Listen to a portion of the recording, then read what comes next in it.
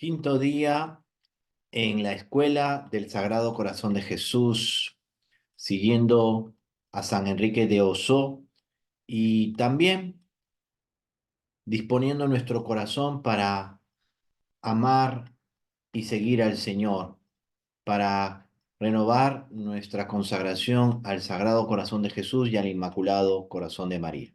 Soy el Padre Francisco. Los recibo nuevamente en esta escuela, en que también yo soy alumno. Lo que el Señor pueda hacer sentir a través mío es un regalo de Dios.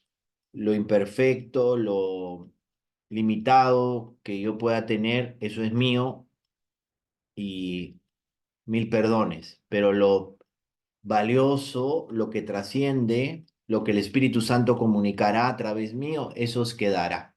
No solamente yo transmito emociones, no solamente transmito convicciones, no solamente creo en el Señor y soy también amigo del corazón de Jesús como sacerdote, sino también quiero que ustedes puedan contemplar, por gracia del Señor, sin dudarlo, lo que significa el misterio del gran amor de Cristo,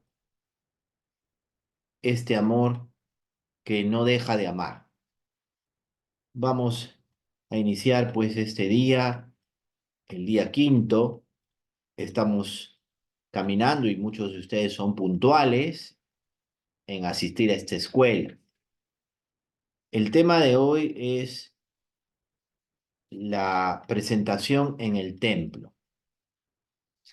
Qué interesante es el relato de San Lucas, que lo vamos a también a contemplar un poco el capítulo 2 del texto del Evangelio según San Lucas, que es precedido del relato del nacimiento de Jesús y luego viene la presentación, después de la circuncisión, la presentación del niño en el templo. Es importante sentir a Jesús como aparece en la imagen que sirve de fondo a esta meditación en los brazos de María. Jesús en los brazos de María. Hay una hermosa imagen que se llama Santa María de la Providencia, ¿no? Donde Jesús está en los brazos de María y María toma su mano. También nosotros, confiados en la protección maternal de la Virgen y también sabiendo que todo eso es parte de la providencia y del amor de Dios, vamos a iniciar este momento pidiendo al Señor que nos ilumine y nos acompañe. Y se lo pedimos por intercesión de la Virgen. Vamos a hacer la oración que es la que nos ayuda todos estos días, con la que comenzamos esta preparación el día de hoy. Yo te adoro, corazón sacratísimo de mi Jesús, y te amo con todo mi corazón, con toda mi alma y con todas mis fuerzas. Y me pesa haberte ofendido porque eres bondad infinita y me amas con inmenso amor. En ti, corazón sacratísimo, están reunidas todas las maravillas de la naturaleza, de la gracia y de la gloria, todas las virtudes y dones esparcidos por todas las criaturas, todos los tesoros de la sabiduría, bondad, ternura y ciencia de Dios.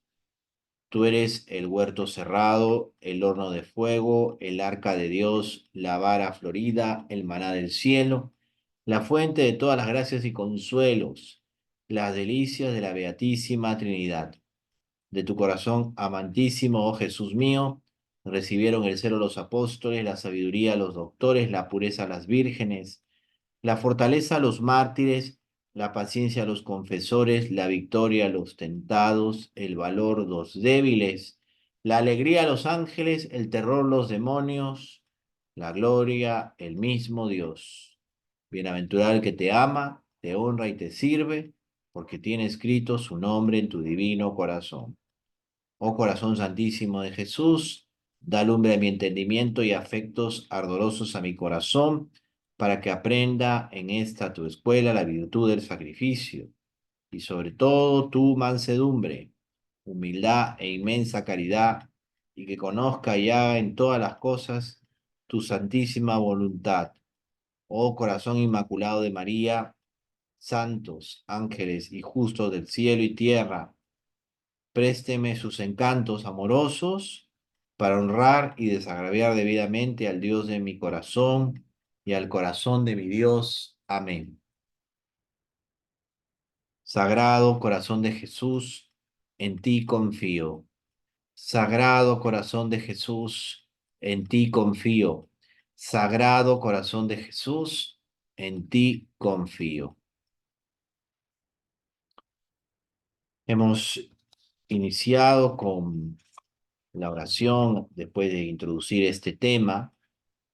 Es importante que miremos el relato de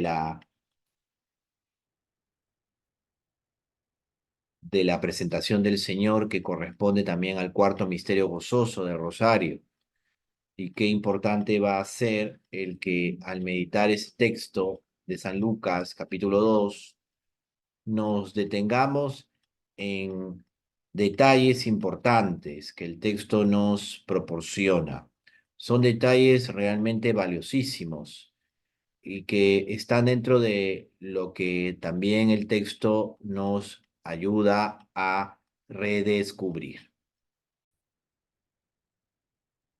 Y vamos a redescubrir algo que nos dice el santo, que es la petición el día de hoy. Jesús mío, dame a conocer la generosidad con que te ofreciste por mí al Padre. Entendamos el sentido también del relato, de la presentación. Está la ley que se tenía que cumplir porque cuando nacía un primogénito varón, tenía que presentarse al Señor en el templo y duraba precisamente esta purificación 40 días. El término de la misma, acudía la madre, los padres, a presentar al niño al Señor. Y esa presentación era una consagración. Dice el mismo San Lucas en este texto del capítulo 2, versículos 22 al 28. Como está escrito en la ley del Señor, todo varón primogénito será consagrado al Señor. Y también tenían que ofrecer el sacrificio. El sacrificio fue realmente muy sencillo. No fue algo, vamos a decir así, muy llamativo. Lo que ofrecieron fue un par de tórtolas o dos pichones. Tal vez sea la ofrenda más pobre que se podía hacer y a la vez también la ofrenda que mandaba la ley indicaba que dentro de los sacrificios cruentos que se ofrecían en el templo de Jerusalén, como que la satisfacción que se daba al Señor, ¿no? O sea, era como que la ofrenda me representa a mí. Ese tipo de ofrenda cruenta que ofrecían en la antigua alianza, pues no es que no tuviera ningún sentido, era figura del sacrificio de Cristo y también figura de lo que será el sacrificio de la Eucaristía. Es importante que dentro de la reflexión que hagamos hoy, no olvidemos que en cada misa, en cada Eucaristía que celebramos, también nosotros nos unimos a Cristo y nos ofrecemos junto con Cristo, y en Cristo y por Cristo, si no, no tendría ningún valor ni sentido nuestra ofrenda. Y cada vez que nos despertamos, por ejemplo, nos ofrecemos al Señor, hacemos un ofrecimiento de nuestras obras, de nuestras, vamos a decir así, eh, pequeñas acciones, todo lo que por gracia el Señor me permite hacer cada día. Todo se lo ofrezco al Señor. Si me he consagrado a Jesús por María, ya todo eso es de la Virgen y la Virgen lo administra como buena madre. y realmente vale la pena que contemplando el texto del Evangelio también miremos detalles de esta, vamos a decir, manifestación del Señor, de esta epifanía del Señor.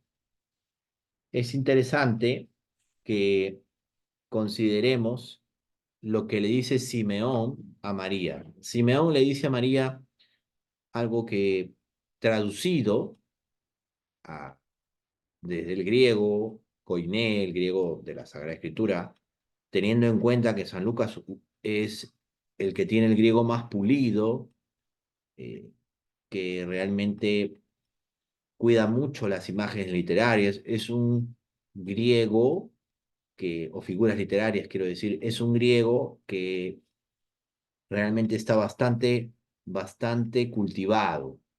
No sería un griego, vamos a decir así, sin grandes estructuras, como puede haber en otros textos del Nuevo Testamento, pero en el Nuevo Testamento, San Lucas es un texto que nos ayuda también a profundizar en la estructura del griego, ¿no? Del idioma en que fue escrita la Sagrada Escritura, el Nuevo Testamento, principalmente. Esto hay que entenderlo, porque hay formas que al traducir al castellano no las captamos lo suficiente.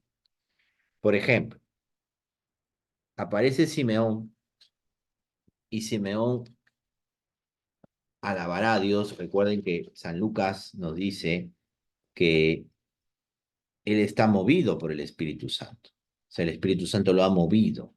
El Espíritu Santo pone emociones en nosotros, ¿no? Una moción del Espíritu.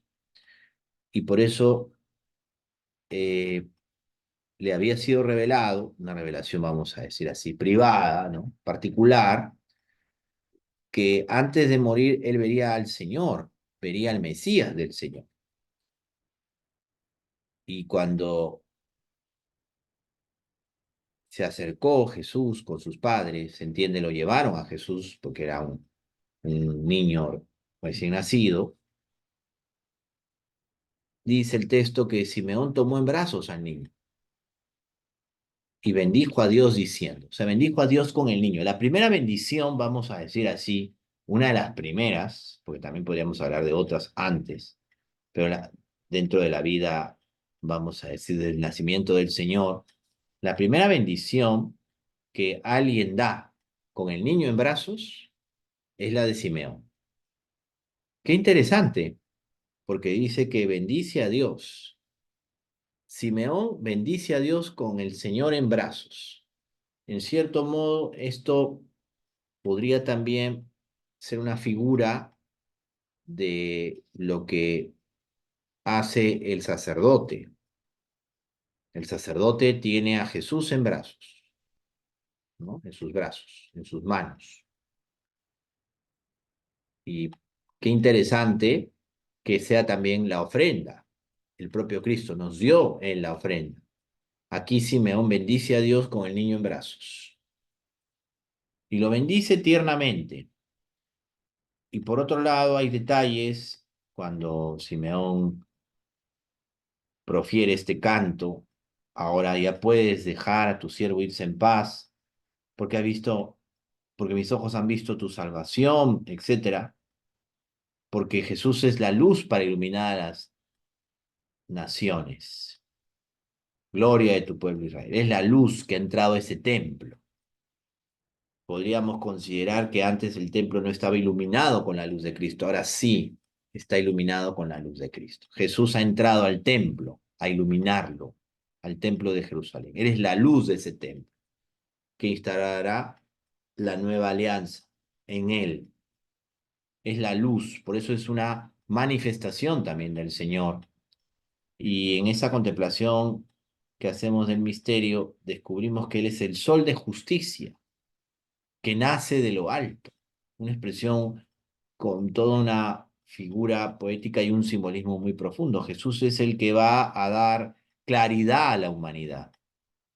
Y eso es lo que vislumbra Simeón, inspirado por el Espíritu Santo, y que ve a Cristo que se da la salvación para todos los hombres, para todos los pueblos. En el sentido literario del texto de San Lucas está dirigido pues el texto no solamente a los judíos, no solamente a los primeros discípulos del Señor, sino a toda la humanidad, todas las naciones. Es interesante que San Lucas habla de todas las naciones. La luz llegará a todas las naciones, no solamente irradia al pueblo escogido, sino a todas las naciones. Y esta expresión de todas las naciones también también implica que ya las naciones no van a pasar por la oscuridad. En el templo de Jerusalén se ha dado esa eclosión, vamos a decir así, de la luz. Ya las naciones no pasarán por esa oscuridad, porque la luz viene de Cristo.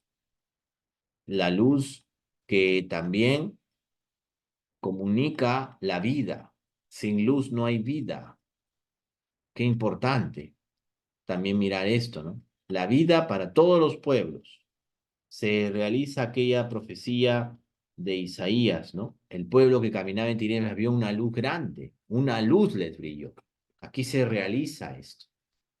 Y qué pobres pueden ser nuestras palabras para comentar o para profundizar cuando realmente desde Jerusalén se irradia la luz al mundo, la luz de Cristo al mundo. Realmente me siento bastante corto para poder decirles algo que les ayude con mi sabiduría o mi inteligencia que me la ha dado Dios, obviamente. Es un talento que tengo que aprovechar y gracias al Señor. Y qué bueno que podamos estar aquí y decirlo.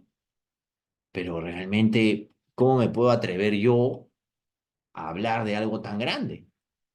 Tengo que contemplar el misterio. Si el Señor nos permite decir algo que sirva para que ustedes puedan también crecer en la fe y sentir la luz de Cristo, ¿no? Decía aquel autor, eh, que es un teólogo ortodoxo, ¿no? Decía que le bastaba un haz de la luz del Señor para que todo quede claro. Pues ahora le pedimos al Señor un haz de su luz para que todo quede claro, al menos un haz. Y ya es bastante, solamente un haz de su luz y todo quedará claro. Todo nuestro entendimiento se ilumina con ese haz de luz de Cristo. Solo un haz era suficiente. Por eso, para entender el ofrecimiento del Señor, también tenemos que descubrir la magnitud de tremenda ofrenda. No solamente el simbolismo propio de la ley antigua, de la ley del Sinaí, de lo que los judíos guardaban, sino también lo que estamos viendo aquí, la nueva alianza. Ya todo en Cristo. Y por eso la profecía de Simeón es bastante gráfica cuando dice el texto que Jesús dijo a María, su madre. O sea, se dirigió en ese momento a María. No se dirigió a José, se dirigió a María. Si él tiene al niño en brazos y se lo entrega nuevamente a María, María va a continuar bendiciendo a través de Cristo a la humanidad que espera la llegada del Salvador. Una entrega muy grande, ¿no? Y se queda mirando a María y le dice, este está puesto para caída y elevación de muchos en Israel. O sea, el Mesías no viene como un revolucionario, no viene a que Israel vuelva a ser lo que era en tiempos de Salomón, por ejemplo. No, no vuelve para que el pueblo escogido pues deje de ser oprimido por los romanos en ese sentido temporal. No, el reino de Cristo no es de este mundo. Y muchos caerán y otros se levantarán. O sea, lo que está diciendo Simeón es bastante gráfico, ¿no? O sea, con Cristo unos caen y otros se elevan. Caída y elevación de muchos en Israel. Para los que esperaban la venida del Señor será elevarse. Para los que siguieron encerrados en sí mismos y no abrieron su corazón al Señor, caerán. no se refiere a algo que podríamos entender de manera socioeconómica o sociopolítica, no. Habría que crecer un poquito más en la percepción de lo que estamos también meditando. Y Simeón también se dirige a la Virgen y le dice, y para hacer señal de contradicción, un signo de contradicción. Recordarán ustedes aquel famoso retiro que en el año 1976 el cardenal Wojtyła, que después será San Juan Pablo II, el Papa Juan Pablo II, Harold Wojtyła, predicó a todos los miembros de la curia romana cuando era Pablo VI el Papa de aquel tiempo, de aquel momento, 2 años antes de la muerte de Pablo VI, me parece que fue. Y él tituló al retiro que le pidieron que impartiera al Papa y a los miembros, a los que trabajan en el Instituto Dicasterio de la Santa Sede, signo de contradicción. Cristo es signo de contradicción. La Virgen María es signo de contradicción. Y también la iglesia es signo de contradicción. Porque no podemos hablar de Cristo sin hablar de la iglesia también, que es su cuerpo. No podemos entender la misión de la Virgen María sin la misión de la iglesia. Porque María también es la figura acabada de lo que es la iglesia o de lo que va a ser la iglesia. Qué importante por eso hoy día descubrir esto, ¿no? El signo de contradicción. Jesús es un signo de contradicción. Si estamos meditando en el corazón de Jesús, también descubrir que amar a Jesús también puede significar que nos convirtamos en signo de contradicción. Ojo, aquí no se trata de perder la cordura, no se trata de irnos a los extremos que hacen tanto daño por un lado o por el otro, no se trata de decir, ah, ya, soy un iluminado y voy a empezar a iluminar. No, no va por ahí, va más bien desde lo que significa el ofrecimiento. Podríamos nosotros decir, ¿quién ve mi ofrecimiento? Si se dan cuenta, la iconografía, el arte, cuando habla de la presentación del Señor, puede mostrarnos obras hermosísimas, llenas de sentido estético, etc. Pero en realidad, el hecho en la historia de la salvación pasó desapercibido por la gran mayoría. Si no, estaríamos contradiciendo lo que dice el texto. Solamente los que esperaban la venida del Señor, 2 personas, 2 ancianos, Simeón y Ana. Aunque dice también el relato que la profetisa Ana alababa a Dios y hablaba del niño a todos los que esperaban la redención de Jerusalén. O sea, ya había un grupo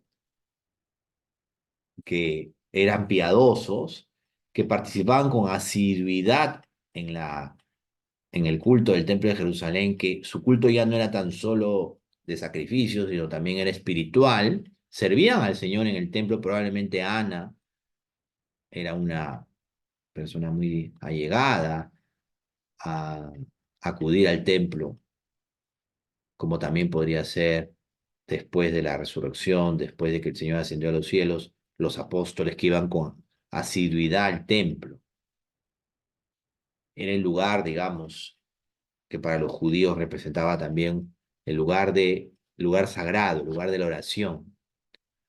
Pues están allí sirviendo al Señor, pero también hay un grupo que espera la venida del Señor y ella lo comunica. Ana comunica que está el Mesías entre nosotros, ya nació, fue concebido y nace.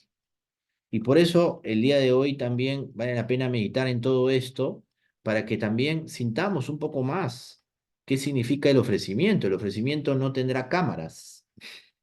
Probablemente las cosas más grandes que el Señor nos ha permitido realizar y que no debemos sentirnos por eso, pues que somos, pues, no sé, pues, ¿no? Galácticos, pasarán desapercibidas. Probablemente alguien dirá, comentará, bueno, las cosas que atribuyen a lo que, digamos, podríamos considerar negativas o malas que por errores o por lo que haya sido hayamos hecho o no hayamos hecho, porque también puede ser que todo esto también en los tiempos actuales no interesa si es verdad o es mentira, ¿no? La difamación, la calumnia siempre se ha dado y ahora pues también lo digital se presta, ¿no? Bueno, el terreno digital de las redes también se presta, ¿no? Y todo quedará ahí pues en la nube, como se dice, ¿no? Sea verdad o sea mentira, o hay algo de cierto, pero mucho de mentira, puede pasar en el caso de cualquiera de nosotros, ¿no? Podemos ser un signo de contradicción, puede haber algo de cierto, pero la mentira es mucho más grande, puede haber mucha distorsión, pues ya debemos ser humildes, no queda otra. Pero aquí en el texto no habían cámaras, no habían reflectores, no había unas redes que están ya difundiendo, no se hizo viral, no se hizo viral, no se hizo viral la presentación del Señor, solamente los que esperaban. Y eso siempre va a pasar dentro y fuera de la iglesia. Los que esperan, los que trabajan, los que luchan, los que se lo toman en serio y los que no. Por eso podríamos nosotros dividir a los discípulos del Señor en dos. Los que creen, los que esperan, los que aman, los que adoran, los que reparan, sin sentirse mejor que los otros, que sería el otro grupo, que no lo hacen o que están en la tibieza. Y ojo con lo que voy a decir.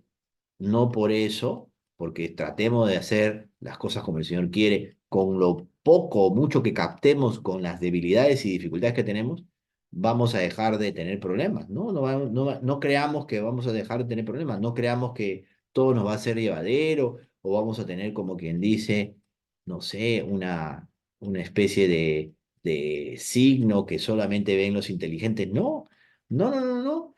La realidad es la realidad, o sea, estamos en ese mundo.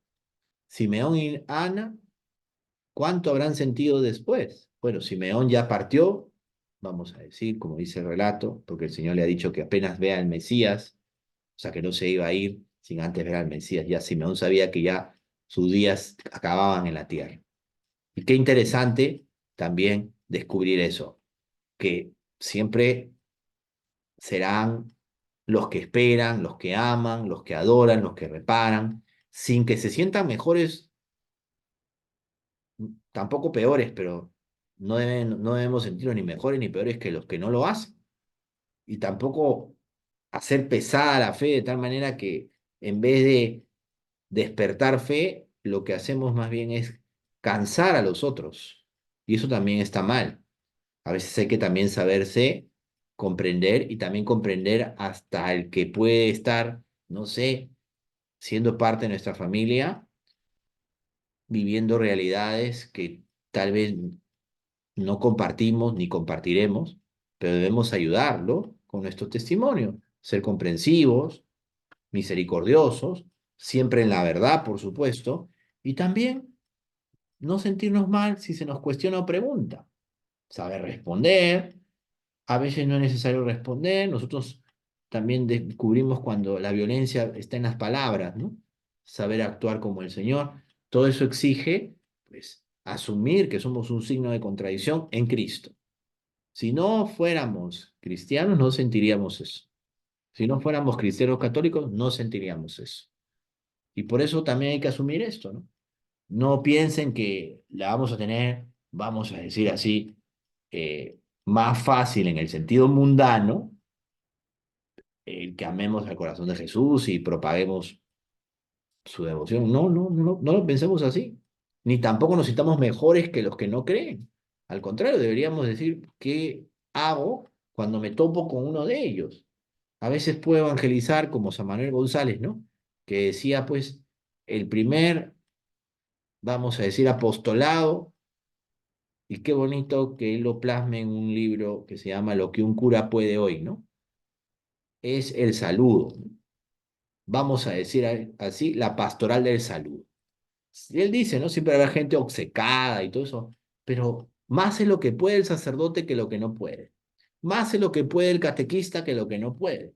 Más es lo que puede el creyente, el discípulo del Señor, que el que no puede. No te asustes si alguien, tal vez, y lo he visto, ¿no? Hay hermanos nuestros que en su vida anterior no es que se hayan reencarnado, ¿ah? No creemos en eso, ¿ah? Por si acaso. En su vida anterior no eran una salamandra ni una lagartija, no. En su vida anterior probablemente se hicieron tatuajes y ahora están hasta haciendo votos, ¿no? Y uno dice, ese tatuaje, ¿qué le podrá recordar, no? Hace poco una persona me decía, padre, la hermana fulana tiene un tatuaje en el brazo. ¿Qué? ¿Como religiosa le permitieron hacer eso? No, no es así. Y qué bueno que me preguntas, porque te voy a responder. Antes, ella se hizo el tatuaje. Su camino de conversión es muy bonito. Tampoco la vamos a canonizar en vida, la hermana, pero qué interesante ha quedado eso. Es un recuerdo de qué, de que en la vida también podemos tener cosas que cargamos, pero no es para maltratarnos o destruirnos, es para ser más humildes, pero una humildad que pasa por la verdad, no una humildad que es aparente o que simplemente termina siendo como ponerse un disfraz, ¿no? En vez de, no sé, pues, estar como que los que se disfrazan de zombies un día al año, nos disfrazaremos, pues, no sé, de santos, ¿no? O sea, me disfrazo de santos. No necesitas disfrazarte. Vive este camino. Tu ofrecimiento, nuestro ofrecimiento, tiene que ser cada vez más sencillo, más humilde, pero también más claro, más nítido, como puede ser también el de nuestra Madre la Virgen María. Me detengo en un detalle del texto que a mí me llama mucho la atención. No quiere decir que sepa mucho griego, no, no quiere decir eso, pero me tocó estudiar este texto, traducirlo, ¿no? Y cuando Simeón dice, en castellano ustedes lo van a encontrar en nuestro español de Latinoamérica, especialmente no el español de España, ¿no? Para los que han vivido en España o son españoles, no se lo tomen a mal, ¿no? Pero hay un español de España y un español de Latinoamérica, ¿no? Y hay hasta por países, ¿no? El español de México, el español de Perú, bueno, el español de Colombia, ¿no? Bueno, qué bonito, ¿no? Son los matices, los peruanismos, los mexicanismos, no sé si se dice colombianismo, espero no equivocarme, quizás estoy diciendo una palabra que no es, ¿no? Neologismos que existen en los idiomas, entonces tienen ciertas peculiaridades en determinadas regiones. Eso es así. El español es el idioma y bueno, y qué interesante que la palabra que utilizan para traducir una palabra en griego, la palabra que utilizan es espada. En el texto griego no es precisamente una espada, sino es un tipo de espada muy especial. Y espada en griego, decía, el término que utiliza el texto de San Lucas es ronfalla. La ronfalla no era cualquier espada, era una espada grande, una espada que era pues mortífera, no era como las espadas, vamos a decir, más pequeñas, las gladio, ¿no? Etcétera, ¿no? Que son, ya se utiliza una palabra latina, ¿no? No, la espada era, digamos, la que quiere, en cierto modo, expresar la ronfalla, ¿no? En una espada, vamos a decir así, la que aparece en el texto de Lucas, una espada, vamos a decir así, mortífera, fuerte, que nadie podía resistir ese golpe, que te mataba al instante, por decir así, o simplemente te partía en dos. O sea, lo que está diciendo Simeón es muy fuerte y siempre el pueblo semita, los hebreos, expresan, y esto lo vemos en la Sagrada Escritura, de una manera, vamos a decir así, este, majestática algunas cosas, ¿no? Y aquí al decir ronfalla está diciendo, una ronfalla te atravesará el alma. La expresión es como muy fuerte, te partiré en dos. O sea, el dolor que iba a sentir la Virgen iba a ser muy grande. Por eso, también nuestro ofrecimiento se hace desde el dolor, desde las realidades que nos toca enfrentar. El dolor no es un impedimento para ofrecer algo al Señor. Sin embargo, más de uno puede decir, yo quisiera ofrecer algo sin dolor. Bueno, si Dios no lo concede, pero normalmente no es así. Estamos siendo ese signo de contradicción donde podemos sentir hasta mucho dolor por tantas situaciones, pero también debemos descubrir que nada va a quitar ni va a ganarle a la generosidad de Jesús, la generosidad de su ofrecimiento. De nuestro ofrecimiento en Él dependerá muchas cosas, pero sobre todo de la generosidad con la que el Señor nos mira y también nos da el impulso para que nuestro ofrecimiento sea grande a pesar de tantas cosas que quedarán muchas veces entre Dios y nosotros. No se harán virales. Hoy día sintamos con el Señor, pidámosle descubrir tantas cosas, ¿no? Probablemente nos toca el texto del Evangelio según San Lucas, el capítulo 2, los versículos de 22 al 28, que narran la presentación del Señor, nos tocan mucho, porque también está en juego lo que significa el ofrecimiento, y dentro de esta preparación también debemos descubrir que lo que ofrezco al Señor, Él me lo ha dado muchas veces, pero también puedo ofrecer expresiones de fe que me faltan, o expresiones de amor que necesito, o una mayor esperanza que debo irradiar como discípulo de Cristo, como amigo del corazón de Jesús. Por eso, qué mejor ejemplo que descubrir en las apariciones de la Virgen María en Fátima, apariciones que ella nos regala por gracia del Señor y que tiene como destinatarios a tres pastorcitos, ¿no? Tres niños. Hay detalles muy preciosos en ellos, son detalles de amor, detalles de generosidad, y que lo que podían ofrecer era muy poco, si lo vemos desde el punto de vista material. Sin embargo, ofrecieron tanto simplemente dando todo en su sencillez. Yo recuerdo mucho un texto que a mí me enternece de manera especial, ¿no? Cuando cuentan las apariciones y cuenta, creo que Francisco, mi tocayo, ¿no? Él es santo, yo no, pero Francisco Marto me parece que contaba, ¿no? San Francisco Marto decía algo tan grande como esto, ¿no? Que la Virgen les había permitido que coman su merienda. Qué bonito, hoy día coman su merienda. Ellos habían hecho el ofrecimiento de sacrificar la merienda por los pecadores, ¿no? Pero la Virgen, qué bonito, les dice, coman su merienda. Hoy día no, porque se preocupa la Virgen como madre de verlos, no sé, estarían muy flacos o ya se les estaba, digamos, como decimos aquí, se les pasó la mano, ¿no? Bueno, la Virgen ve los corazones, ¿no? Y tal vez hoy día dentro de la escuela nos está diciendo, mira, anda a comer tu merienda. Está bien que te sacrifiques, está bien que ofrezcas algo, pero ofrece lo que mi hijo te pide. Y tal vez eso pasa por un ofrecimiento más sencillo y también por descubrir y disfrutar de lo que ofreces, porque si no, va a pasar lo de siempre, ¿no? Un triste santo es un santo triste. Ojalá en esta escuela aprendamos a hacer realmente un ofrecimiento auténtico, ¿no? Claro, más de uno podría ahora criticarme y decir tantas cosas, ay padre, usted todo lo toma a broma. No, no es así. Solo Dios sabe. Pero lo interesante es que descubras ese ofrecimiento en medio de las dificultades que tienes.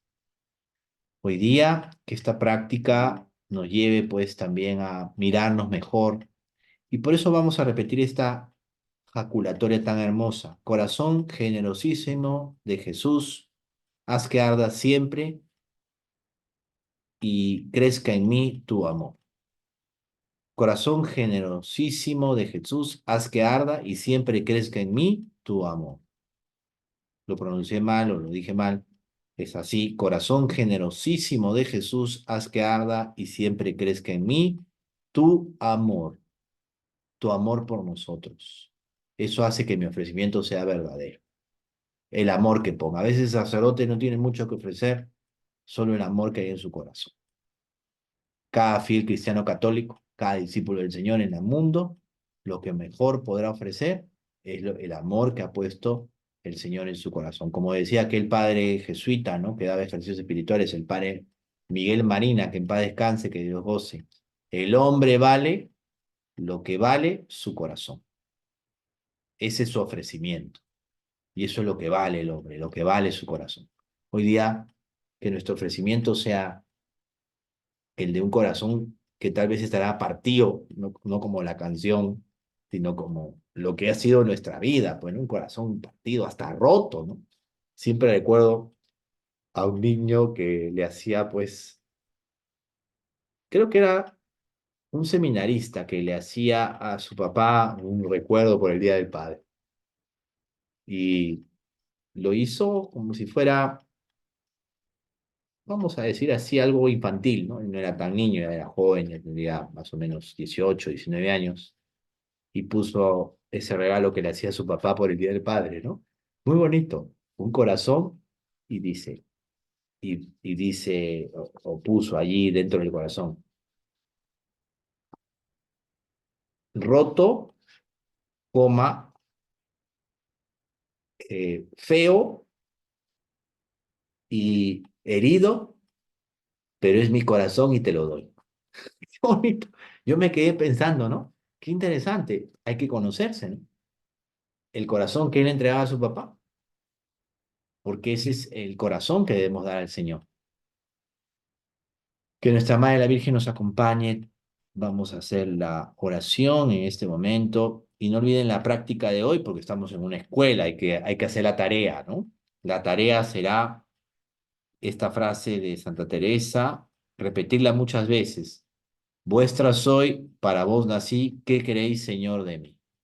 Vuestra soy, para vos nací, ¿qué queréis, Señor, de mí? Y ojalá esto también signifique mirar nuestro ofrecimiento de obras, como dicen algunos, ¿no? ¿Cómo está? ¿Qué estoy ofreciendo? Tal vez no me doy cuenta porque estoy en la rutina y estoy ofreciendo algo ya que está, como quien dice, oxidado, no por el Señor, sino porque nosotros ya nos acostumbramos, ¿no? A veces, como dice aquella canción profana, ¿no? La costumbre es más fuerte que el amor. Entonces, no, estamos como que quizás con un amor muy de costumbre. Tenemos que romper un poco esquemas, ¿no? No en lo estrombótico, sino en lo valedero, en lo que cala y gana el corazón de Cristo. Hacemos la oración final y gracias por seguirme hasta este momento.